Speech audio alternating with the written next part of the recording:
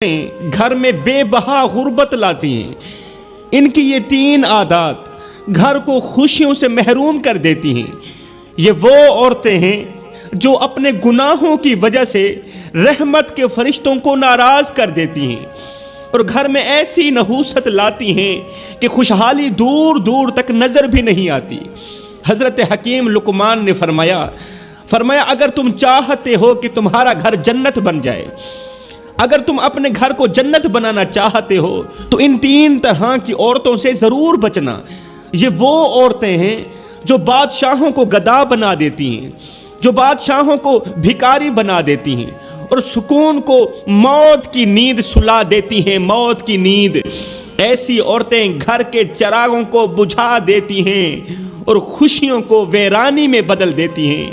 آپ غور کریں کہ آپ کے گھر میں وہ عورتیں تو موجود نہیں جو یہ 3 گناہ بڑے شوق سے کرتی ہیں، اور اس لیے آپ کا گھر بھی غربت کی دلدل میں پھنسا ہوا ہے۔ عورتوں کے 3 گناہوں کی وجہ سے تمہارا گھر بھی غربت کی دلدل میں پھنسا ہوا ہے۔ کہیں ایسا تو نہیں ہو رہا؟ اگر یہ عورتیں آپ کے گھر میں بھی موجود ہیں، 3 گناہ شوق سے کرنے والی عورتیں اگر آپ کے گھر میں بھی موجود ہیں، تو پھر سمجھ لو آپ کے رزق کی برکت اور سکون کی نعمت خطرے میں ہے۔ رزق کی برکت بھی خطرے میں ہے، سکون کی گھڑی بھی خطرے میں ہے۔ یہ عورتیں ہر نعمت کو زوال میں بدل دیتی ہیں، ہر چھوٹی بڑی نعمت کو زوال میں بدل دیتی ہیں۔ کن کی وجہ سے؟ 3 گناہوں کی وجہ سے، اور گھر کو پریشانیوں کا شکار بنا دیتی ہیں 3 گناہوں کی وجہ سے۔ حضرت حکیم لقمان نے فرمایا ایسی عورتوں سے بچنا جن کے اعمال تمہارے گھر کی بنیادوں کو ہلا دیں۔ ایسی عورتوں سے ضرور بچنا جو تمہاری اولاد کا مستقبل تباہ و برباد کر دیں۔ ایسی عورتوں سے بچنا جن کی وجہ سے تم ساری زندگی ہمیشہ کے لیے غربت کی دلدل میں پھنسے رہو، اس طرح پھنسو کہ باہر نکلنے کو کوئی راستہ ہی نہ ملے۔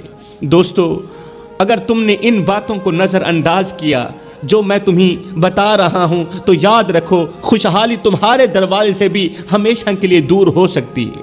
اگر تم لوگوں نے میری باتوں کو نظر انداز کیا تو آخر وہ کون سی 3 طرح کی عورتیں ہیں جو آنے والے رزق کو ٹھکرا دیتی ہیں؟ کون سی 3 طرح کی عورتیں ہیں؟ فرمایا نمبر 1، غربت کے دنوں میں اپنے شوہر سے حرام کا تقاضا کرنے والی عورت۔ وہ عورت جو غربت کے دنوں میں اپنے شوہر کو کہتی ہے کہیں سے لے آؤ، حلال لے آؤ، حرام لے آؤ، میری ہر چھوٹی بڑی خواہش پوری ہونی چاہیے، کہیں سے بھی لے آؤ۔ یہاں پر میں تمہیں ایک دل دہلا دینے والا واقعہ سنانا ضروری سمجھوں گا۔ یہ ایک ایسا واقعہ ہے، اس نے لاکھوں کروڑوں بھٹکے ہوئے نوجوانوں کو راہ راست پر لگا دیا۔ یہ ایک ایسا واقعہ ہے، لاکھوں کروڑوں کی زندگی میں انقلاب لانے کا ذریعہ بنا۔ آپ بھی ایک بار ضرور سنیں۔ اب جو عورتیں اپنے شوہروں سے حرام کا تقاضا کرتی ہیں نا، وہ بھی دل کے کانوں سے سنیں، اور جو غربت میں صبر کے ساتھ اپنے شوہر سے حلال کا تقاضا کرتی ہے وہ بھی ضرور سنیں۔ ایک دن ایک بہتے ہوئے دریا نے قریب کے پہاڑ سے کہا تم ایک ہی جگہ پر کھڑے رہتے ہو۔ بہتے ہوئے دریا نے قریب کے پہاڑ سے کہا کہ تم ایک ہی جگہ پر قائم رہتے ہو، کھڑے رہتے ہو، لیکن ایک میں ہوں جو ہمیشہ بہتا رہتا ہوں۔ ایک میں ہوں جو ہمیشہ بہتا رہتا ہوں۔ کیا زمین پر کوئی ایسا دل دہلا دینے والا واقعہ رونما ہوا ہے جو مجھے بہنے سے روک دے اور تجھے پگھلا کے رکھ دے، تجھے رلا کے رکھ دے؟ میں بہتا رہتا ہوں، تو ایک ہی جگہ پر کھڑا رہتا ہے۔ مجھے بتا، کیا زمین پر کوئی ایسا دل دہلا دینے والا واقعہ رونما ہوا ہے جو مجھے بہنے سے روک دے اور تیرے پتھروں کو پگھلا کے رکھ دے؟ اتنے میں آسمان سے ایک فرشتہ زمین پر اترا، کہنے لگا چپ کرو، میں تمہیں ایک دل دہلا دینے والی کہانی سناتا ہوں۔ میں تمہیں ایک کہانی سناتا ہوں۔ یہ ایک میاں بیوی کی کہانی ہے جن کی محبت اور صبر اور قربانی نے فرشتوں کو بھی حیران کر دیا، فرشتوں کو بھی رلا دیا۔ وہ کہانی کچھ یوں ہے کہ ایک غریب مزدور تھا جو روزانہ صبح سویرے اپنی بیوی کو دعا کے ساتھ رخصت کرتا اور خود کام پر نکل جاتا۔ بیوی ایک نہایت ہی عبادت گزار اور صابرہ عورت تھی، لیکن غربت نے اس کے دل کو تھوڑا سخت کر دیا تھا۔ بیوی ویسے عبادت گزار تھی، اس نے صبر کا دامن مضبوطی سے پکڑا ہوا تھا، لیکن غربت نے اس بیوی کو تھوڑا سخت کر دیا تھا۔ وہ اکثر اکثر اپنے شوہر سے کہتی کہ ہماری زندگی میں خوشحالی کب آئے گی، ہماری زندگی میں اچھے دن کب آئیں گے، کیا یہ غربت ہماری قسمت میں ہمیشہ کے لیے لکھ دی گئی ہے؟ آگے شوہر ہنس کر کہتا، بیوی صبر کرو، صبر کا دامن مضبوطی سے پکڑو، کیونکہ اللہ تعالیٰ صبر کرنے والوں کے ساتھ ہوتا ہے۔ اللہ اپنے بندوں کو آزماتا ہے۔ اللہ کے جو پیارے ہوتے ہیں نا، شوہر ہنس کر اپنی بیوی کو کہہ رہا تھا کہ اللہ کے جو پیارے ہوتے ہیں نا، اللہ کے جو محبوب بندے ہوتے ہیں نا، اللہ تعالیٰ انہیں آزماتا ہے۔ آزمانے کے بعد جب اس کے بندے کامیاب ہو جاتے ہیں، آزمائش میں کامیاب ہو جاتے ہیں، تو پھر اللہ اپنے بندوں کو اتنا نوازتا ہے کہ پھر حد کر دیتا ہے۔ پھر دنیا کے بڑے بڑے بادشاہ ان پر رشک کرتے ہیں، ان کے مقدروں پر رشک کرتے ہیں۔ مجھے اللہ پر یقین ہے کہ وہ ہماری دعائیں ضرور سنے گا، اللہ ہماری دعائیں ضرور سنے گا۔ لیکن بیوی کے دل میں بے چینی بڑھتی جا رہی تھی۔ کس چیز کی بے چینی؟ غربت کی بے چینی، کہ اس کی بیوی کا کوئی بھی خواب پورا نہیں ہوتا تھا غربت کی وجہ سے، کہ آخر ہم ان برے دنوں سے کب نکلیں گے، اس غربت کی دلدل سے کب نکلیں گے۔ ایک دن شوہر بیمار ہو گیا اور کام پر نہ جا سکا۔ بیوی نے گھر کے حالات کو دیکھ کر خود بازار جانے کا فیصلہ کیا تاکہ شوہر کے لیے کچھ کھانے پینے کا انتظام کرے۔ لیکن بازار پہنچ کر اس کے پاس پیسے نہیں تھے، کھانا خریدنے کے لیے پیسے نہیں تھے۔ وہ ایک دکاندار کے پاس گئی، کہا، بھائی میرے پاس پیسے نہیں ہیں، لیکن کیا تم مجھے کچھ آٹا اور کھانے کا سامان ادھار دے سکتے ہو، ادھارا سامان دے سکتے ہو؟ دکاندار نے مذاق اڑاتے ہوئے کہا، جس طرح ہمارے دکاندار مذاق اڑاتے ہیں، اگر تمہارے پاس دینے کے لیے کچھ نہیں تو لینے کا حق کیسے ہے؟ برائے مہربانی ادھار مانگ کر ہمیں شرمندہ مت کریں۔ یہ کہہ کر دکاندار نے اسے خالی ہاتھ لوٹا دیا۔ بیوی دل شکستہ ہو کر گھر واپس آئی، خالی ہاتھ گھر واپس آئی، لیکن اس کے چہرے پر غصے یا بے چینی کے بجائے صبر کے آثار تھے۔ بیوی نے صبر کا دامن مضبوطی سے پکڑا ہوا تھا۔ اس نے گھر پہنچ کر شوہر کے قریب بیٹھ کر کہا، روتے ہوئے کہا، آج میں نے بازار میں اپنی بے بسی کی انتہا دیکھی ہے۔ آج میں نے کسی غیر محرم مرد کے آگے ہاتھ پھیلایا ہے اور اس نے مجھے خیرات نہیں دی، مجھے آٹا نہیں دیا، اس نے ذرا بھی میری غربت پر رحم نہ کیا، ذرا بھی ترس نہ آیا اس۔ لیکن میں نے یہ سوچا ہے کہ اگر اللہ ہمیں آزمائش میں ڈال سکتا ہے تو وہی اللہ ہمیں اس دلدل سے نکالے گا بھی صحیح، اس آزمائش سے ضرور نکالے گا۔ لیکن آج سے میں کسی کو کوئی شکایت نہیں کروں گی، بس اللہ سے مدد مانگوں گی۔ میں جو کچھ بھی مانگوں گی اللہ سے مانگوں گی، میں کسی کے آگے ہاتھ نہیں پھیلاؤں گی، کیونکہ آج میں نے بے بسی کی انتہا دیکھی ہے۔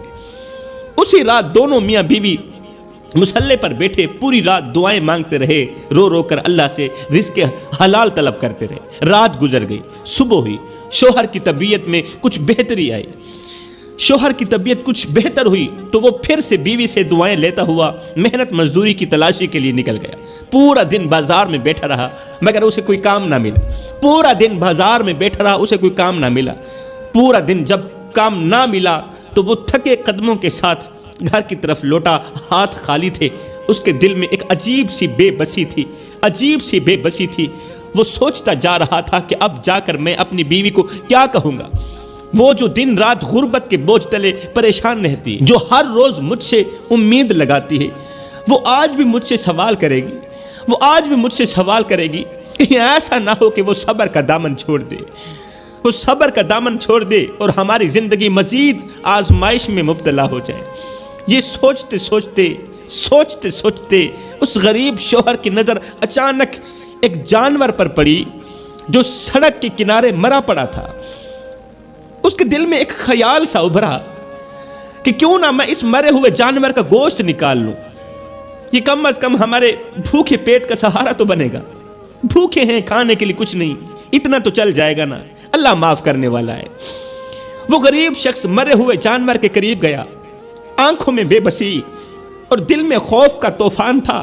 اس کے ضمیر نے اسے جھنجھوڑا کہ بھوکے مر جاؤ، اللہ کی منع کردہ چیز کو مت کھانا۔ اس سوچ کی بنیاد پر اس کے قدم رک گئے، لیکن پھر سے بیوی کے بھوکے چہرے کا تصور اس کے دل کو موم کر گیا۔ گھر میں بیوی 2 دن کی بھوکی تھی نا، اس نے لرزتے ہاتھوں سے مرے ہوئے جانور کے ٹکڑے نکالے، گوشت کے ٹکڑے نکالے، شاپر میں ڈالے اور رات کے سناٹے میں سر جھکائے اپنے گھر کی طرف روانہ ہوا۔ گھر کے قریب پہنچتے ہوئے اس کا دل زور زور سے دھڑکنے لگا۔ وہ سوچ رہا تھا کہ اگر بیوی کو معلوم ہو گیا کہ میں اس کے لیے حرام لے کر آیا ہوں تو وہ کیا کہے گی؟ میری بیوی عبادت گزار ہے، وہ مجھے کیا کہے گی؟ کیا وہ مجھے حقارت کی نگاہ سے نہیں دیکھے گی؟ لیکن پھر اس نے خود کو دلاسا بھی دیا، کہا یہ سب میں مجبوری کے ساتھ کر رہا ہوں، میں مجبور ہوں، اور مجبور آدمی کچھ بھی کر سکتا ہے، یہ سب میں مجبوری میں کر رہا ہوں، ورنہ میرا دل کبھی بھی حرام کے لیے آمادہ نہ ہوتا، میرا دل کبھی بھی حرام کھانے کے لیے تیار نہ ہوتا۔ خیر گھر پہنچ کر اس نے دروازہ کھولا، بیوی اندر بیٹھی بے چینی سے شوہر کا انتظار کر رہی تھی۔ جیسے ہی اس نے شوہر کو دیکھا تو اس کی آنکھوں میں امید کی کرن جھلکنے لگی۔ وہ بولی، کیا تم کھانے کے لیے کچھ لے کر آئے ہو؟ میرے پیٹ کے لیے کچھ بندوبست کر کے آئے ہو؟ شوہر نے شاپر کو ایک کونے میں رکھتے ہوئے نظریں جھکاتے ہوئے کہا، ہاں لایا ہوں، یہ اٹھا لیجیے، پکا لیجیے۔ بیوی نے خوشی سے شاپر سے گوشت نکالا، اسے دھویا، ایک دیگچی کے اندر ڈالا، چولہے پر دیگچی رکھی، نیچے آگ جلا دی۔ چند لمحے بعد جب دیگچی کا ڈھکن ہٹایا تو دیکھ کر حیران رہ گئی کہ دیگچی کے اندر گوشت کی جگہ خون ہی خون ہے، دیگچی کے اندر خون ہی خون ہے، اور اس خون سے حرام کی بدبو آ رہی ہے، اور دیگچی کے اندر خون ہی خون ہے۔ بیوی کی آنکھیں حیرت اور خوف سے پھٹی کی پھٹی رہ گئی، ہاتھ لرزنے لگے، اس سے بو برداشت نہ ہو پا رہی تھی۔ وہ فوراً شاپر اور دیگچے لیے شوہر کے پاس پہنچی۔ وہ شوہر جو صحن کے کونے میں چپ چاپ بیٹھا رو رہا تھا، اس کے پاس آ کر کہا، مجھے سچ بتانا کہ یہ گوشت کہاں سے لائے ہو؟ حقیقت چھپانا مت، مجھے سچ بتانا۔ شوہر نے نظریں جھکا لی، اس کے چہرے پر شرمندگی کے سائے تھے۔ لرزتی ہوئی آواز میں اس نے کہا، میں مجبور ہو گیا تھا، تیری بھوک، تیرے چہرے کی مایوسی میرے دل پر بوجھ بن گئی تھی، میں نہیں سمجھ پایا کہ میں کیا کر رہا ہوں، تیری بھوک نے مجھے اندھا کر دیا تھا، تیری مایوسی نے مجھے اندھا کر دیا تھا۔ یہ سنتی ہی بیوی آنسوؤں کے ساتھ شوہر کے قدموں پر پڑ گئی۔ روتے ہوئے بیوی نے کہا، اے میرے سرتاج، ہمیں بھوک سے مرنا قبول ہے لیکن حرام کھانا کبھی قبول نہیں ہے۔ اللہ نے ہمیں آزمائش دی ہے لیکن اس کا حکم توڑنا ہمیں کہیں زیادہ نقصان پہنچا سکتا ہے۔ کیا تم نہیں جانتے او میرے سرتاج، مجھے حرام کھلانے والے، کیا تم نہیں جانتے کہ حرام رزق میں کبھی سکون نہیں ہوتا؟ جو عورتیں اپنے شوہروں کو حرام کمانے پر مجبور کرتی ہیں وہ دنیا کی بدبخت عورتوں میں سے ہوتی ہیں، وہ دنیا کی بدقسمت عورتوں میں سے ہوتی ہیں۔ بیوی کا یہ جملہ کہ میں بھوک سے کیوں نہ مر جاؤں، مجھے حرام کا لقمہ مت کھلانا، ہائے یہ جملہ اللہ کی ذات کو اتنا پسند آیا کہ اللہ کی ذات اسی لمحے کے اندر ان پر مہربان ہو گئی، ان دونوں میاں بیوی پر مہربان ہو گئی۔ یہ ایک جملہ اللہ کو اتنا بڑا پسند آیا کہ میرے لیے جب بھی لے کر آنا، حلال کا نوالا لے کر آنا، یہ جملہ میرے اللہ کو اتنا پسند آیا کہ اللہ کی ذات ان پر مہربان ہو گئی۔ اے میرے شوہر، میں بھوک سے کیوں نہ مر جاؤں، مجھے حرام مت کھلانا، مجھے موت منظور ہے، حرام منظور نہیں ہے، موت قبول ہے، حرام قبول نہیں ہے۔ مطلب کہ عورت کا یہ ایک ایسا جملہ ہے جو گھر میں بے بہار رزق لاتا ہے، غیب سے رزق لاتا ہے۔ اب پوری رات یہ عبادت میں بیٹھے رہے، اللہ کی عبادت میں مصروف رہے۔ دوسرے دن کا سورج طلوع ہوا، اس کا شوہر گھر کے باہر بیٹھا تھا، اچانک ایک اجنبی شخص ان کے دروازے پر آیا، کیونکہ اب آزمائش کے دن نکل چکے تھے، اب پریشانیوں کے دن ختم ہو چکے تھے، اب اچھے دن آنے والے تھے۔ اچانک ایک اجنبی شخص ان کے دروازے پر آیا اور کہا کہ بھائی، میں آپ کے گھر کے پاس سے گزرا، آپ کے گھر سے مجھے جنت کی خوشبو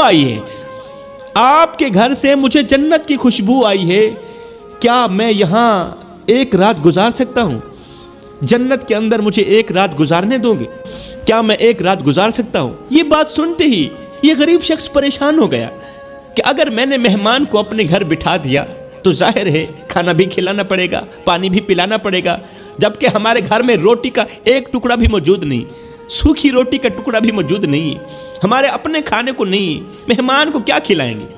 بیوی نے کہا تم پریشان مت ہو، مہمان کو اپنے کمرے کے اندر بٹھاؤ، مہمان کو اندر جگہ دو، کمرے کے اندر بٹھاؤ، اور یہ لو میرا ایک لباس، یہ لو میرا ایک لباس بیچ کر مہمان کے لیے کھانے پینے کا بندوبست کرو۔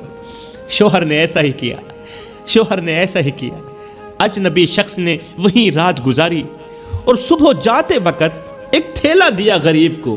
اجنبی نے صبح واپس جاتے وقت اس نے غریب کو ایک تھیلا دیا اور ساتھ میں کہا یہ جو تھیلا ہے یہ آج سے 20 سال پہلے میرے مرشد نے مجھے دیا تھا، اور ساتھ میں کہا تھا کہ جب بھی اور کہیں بھی جس گھر کے اندر سے تجھے جنت کی خوشبو آئے، اللہ اکبر، زندگی کے کسی موڑ پر بھی، کسی سفر میں بھی، جب بھی اور کہیں بھی جس گھر کے اندر سے تجھے جنت کی خوشبو آئے، بس یہ امانت ان گھر والوں کو دے دینا۔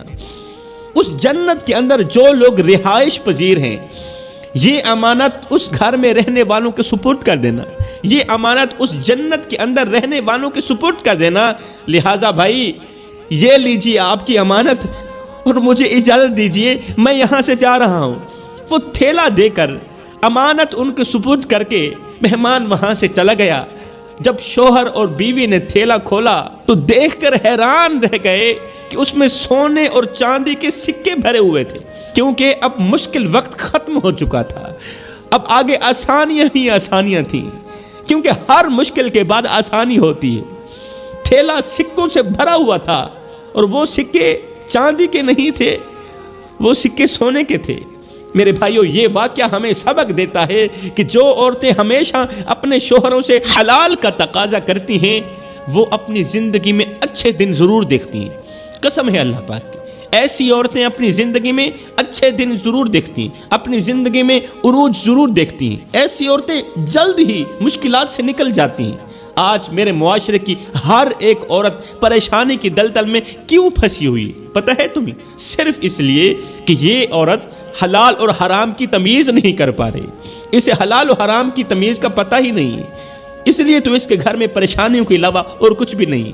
تو فرمایا اگر تم اپنے گھر میں بے بہا رزق لانا چاہتی ہو، غربت اور پریشانیوں سے بچنا چاہتی ہو، تو اپنے شوہر سے حلال کی ڈیمانڈ کرو، حرام سے بچو، پھر دیکھنا کیسے تمہارے گھر میں خوشحالیاں آتی ہیں، پھر دیکھنا تم زیرو سے ہیرو بن جاؤ۔